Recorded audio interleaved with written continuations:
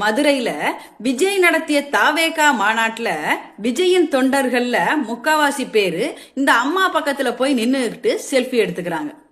அது விஜய் பேசுறத கேக்குறாங்களா என்னங்கிறது தெரியல. அப்படி என்ன இந்த அம்மா ஃபேமஸ் ஆனவங்க தமிழ்நாட்டுல செல்ஃபி எடுக்கிற அளவுக்கு அப்படின்னு பார்க்கலாம். எல்லாரும் படுத்துட்டீங்களா? தூக்கம் வருதா? சரி, குட் நைட் சொல்லிட்டு போங்க. எனக்கு பிடிச்சிருக்கா பிடிக்கலையா? நம்ம வேணுமா வேணாமா? குட் நைட் சொல்லு. இது மாதிரி வீடியோக்களை இவ மீடியாவில் ஷேர் பண்ணி தான் இவ தமிழ்நாட்டு இளைஞர்களுக்கு மத்தியில ரொம்ப ஃபேமஸ் ஆயிருக்கிறா. அது தாவேகா மாநாட்டிற்கு வந்த தொண்டர்கள் எல்லாரும் விஜயோட பேச்சை கேட்டாங்களா என்னங்கிறதே கொஞ்சம் சந்தேகம்தான். இவளை அந்த கூட்டத்துக்குள்ள பார்த்ததுமே தேன் கூட்டுல தேனி மொக்கிற மாதிரி இவளை சுத்தி அத்தனை இளைஞர்களும் ஒன்று கூடி நின்றுகிட்டு செல்ஃபி எடுக்கிறாங்க. அது மாநாட்டில் விஜய் ஒரு 6 கோடியாவது மாநாட்டுக்காக அவர் செலவு பண்ணியிருப்பார்.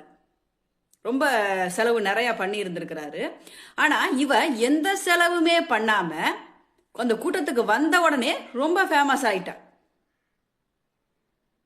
ஒருவேளை இவளுக்கு விஜய் ஏதாவது ஒரு வேட்பாளர் போஸ்ட் கொடுத்தாருன்னா இவ அந்த தொகுதியில ஜெயிச்சிருவான்னு தான் நான் நினைக்கிறேன். இளைஞர்களோட ஓட்டை வாங்கி இளைஞர்கள்லாம் இது மாதிரி கேவலமான நாய்களை எங்கனாவது தெருவில் பார்த்தா உடனே ஓடி போய் அவங்களுக்கு முன்னாடி நின்றுட்டு செல்ஃபி எடுக்கிறீங்க, அவங்களோட போட்டோ எடுத்துக்கிறீங்க, அவங்களோட போய் பேசுறதுக்கு ட்ரை பண்றீங்க. அப்படி பேசிட்டா தெய்வத்துக்கிட்டே நேரடியா போய் பேசின மாதிரி மனசுக்குள்ள ஒரு பூரிப்பு அடைகிறீங்க. இது மாதிரி நீங்க செய்யற தவறுகளாலதான் இவ்வளவு மாதிரி கேவலமான பிறவியெல்லாம் அதை சாதகமா பயன்படுத்திக்கிறாளுங்க. சரி, நம்ம கவர்ச்சியா வீடியோ போட்டோம்னா இளைஞர்களை நம்ம கவர்ந்துடலாம், நம்ம ஃபேமஸ் ஆயிடலாம் அப்படின்னு நினைச்சுக்கிட்டு கேவலமான பேச்சு பேசிக்கிட்டு கேவலமான ட்ரெஸ் போட்டுக்கிட்டு அவளுக்கு வீடியோவை பரப்பி விடுறாளுங்க மீடியாவில். இதை பார்த்துட்டு நல்ல எண்ணத்தோட வர்ற பெண்களும் கவர்ச்சியா வீடியோ போட்டோம்னா இப்ப இவளை செல்ஃபி எடுக்கிறாங்க, அப்ப நம்மளும் அதே மாதிரி வீடியோ போட்டோம்னா நம்மளும் போற இடத்துல செல்ஃபி எடுப்பாங்கன்னு நினைச்சுக்கிட்டு அவர்களும் தவறான பாதையில போராடுங்க. அதாவது இப்பெல்லாம் இளைஞர்கள் நினைச்சா நம்ம நாட்டின் தலையெழுத்தையே மாத்தலாம் அப்படின்னு அப்போ உள்ள பெரியவங்க சொல்லுவாங்க.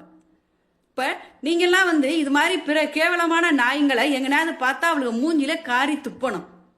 ஏன் நாய நீ எல்லாம் இந்த கூட்டத்துக்கு எங்களை கேவலப்படுத்துற, போ நாய கூட்டத்தை விட்டு வெளியிலேன்னு அவளை செருப்பாலே அடிச்சு வெளியில போ சொல்லணும். அப்படி நீங்க செஞ்சீங்கன்னா தான் இவளுகளும் கேவலமா வீடியோ போட மாட்டாளுங்க, இனி வர்றவளுகளும் கேவலமா வீடியோ போட மாட்டாளுங்க. புரிஞ்சுக்கோங்க.